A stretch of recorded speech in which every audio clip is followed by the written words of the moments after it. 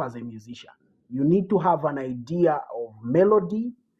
You need to understand harmony. Okay. You need to understand rhythm as a drummer. Okay.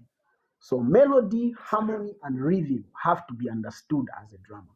Okay. I think even having the basics of, okay, this is a 4, this is a 5, this is a sofa scale.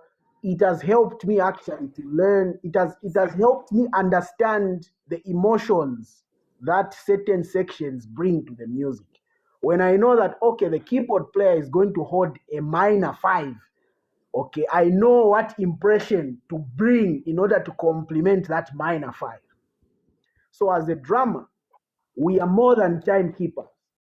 Okay, we are more than timekeepers. In as much as we are timekeepers, we are the backbone of the band. We are the bridge between the melody guys and we bring life to the melody with our percussions, with our rudiments. So we are the bridge. We need to come to a place where we understand how do we interpret our rudiments, how do we bring our rudiments and our melodies for them to be in sync. So I believe as a drummer, it is very, very, very cardinal to be an all-rounded musician, to understand harmony. Okay, when the vocals invert and when they do the third inversion, how am I going to interpret that part as a drummer? How am I going to build tension in order to amplify that section that the music has risen? I love what you talked about when you talked about stems and loops. Stems also and loops have, of course, a stem. When you listen to a stem, it has dynamics also. So, as a drummer, for you to understand and interpret those dynamics, you must understand rhythm. You must understand the harmony. Usually, when a song is starting out, usually the singers will just sing one voice. But as the song begins to progress, they'll go into three-part harmony. Okay. As the song progresses, they'll go into the first inversion. Okay.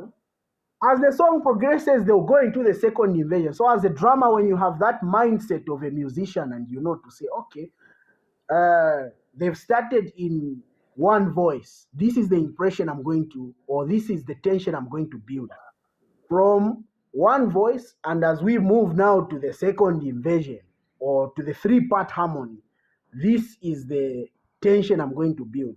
Then now when they change now to the first inversion, that's how I'm going to interpret it. So having an idea of melody, having an idea of rhythm is very important. If you are to look closely at these drummers we follow, they play more than one instrument.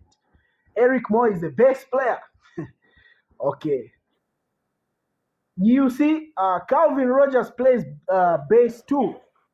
Okay, CJ Drum Pro is a keyboard player. You understand? Okay, I personally play a bit of keyboard and bass, so that has helped me enhance my drumming and to understand my role better.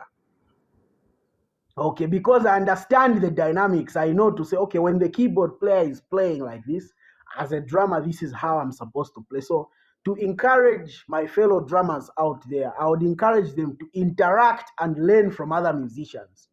It's not, drummers should not only segregate themselves to drummers. Drummers should also follow keyboard players.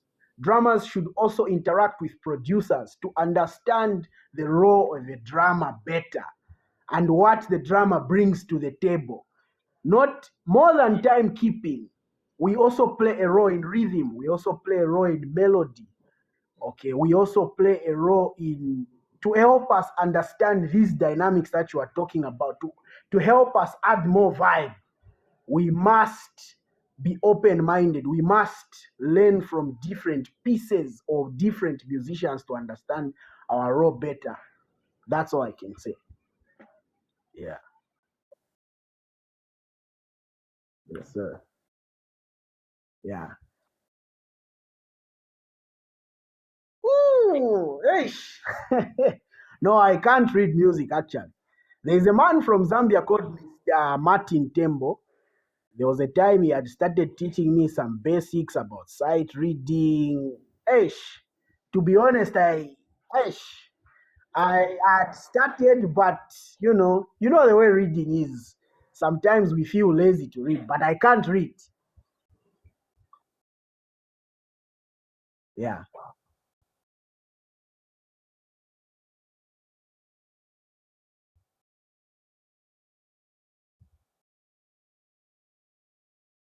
Okay.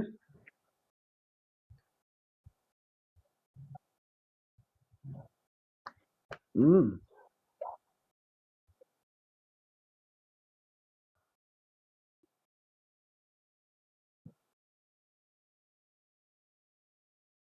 Mm.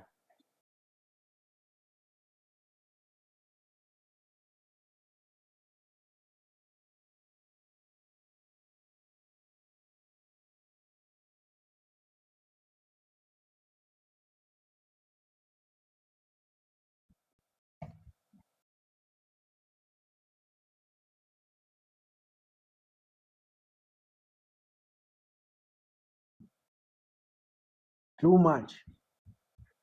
Yeah. So.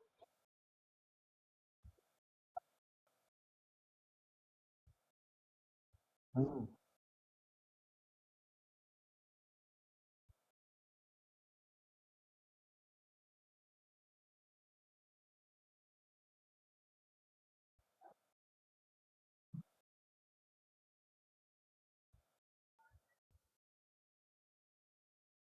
All right.